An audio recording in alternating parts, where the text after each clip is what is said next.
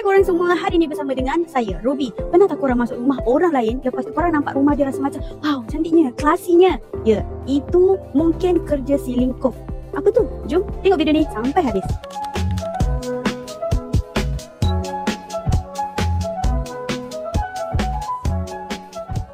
Ceiling cove ni adalah sebenarnya reka bentuk ceiling yang mempunyai lengkungan lembut antara ceiling dan dinding. Inilah yang kita panggil sebagai ceiling cove. Lengkungan ni bukan sahaja cantik, tapi dia memberikan efek lebih luas dan tinggi. Ceiling cove ni sesuai digunakan untuk dekat rumah, pejabat ataupun ruang-ruang komersial.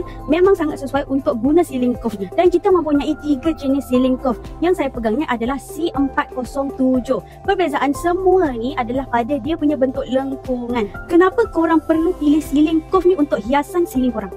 Yang pertama adalah aesthetic elegant. Lengkungan ni membuatkan ceiling korang tu nampak lebih mewah tanpa perlu hiasan yang berlebihan. Yang kedua adalah ilusi ruang nampak lebih luas. Yang ketiga adalah pencahayaan tersembunyi. Korang boleh gabungkan aluminium profile dengan kita punya ceiling cove ni. Mesti hasil dia sangat-sangat nampak mewah, lepas tu cantik sangat-sangat.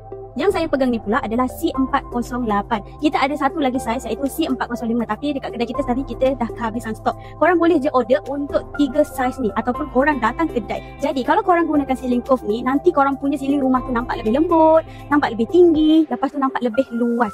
Yang penting kalau korang nak lebih cantik, korang tambah dengan aluminium profile. Jadi korang tunggu apa lagi? Datang kedai ataupun call kita sekarang. Kalau korang datang kedai, korang tengok produk lebih puas hati sebab kualitinya terbaik dan harga pun sangat mantap. Tunggu apa lagi? Datang kedai ataupun call saya sekarang. Bye!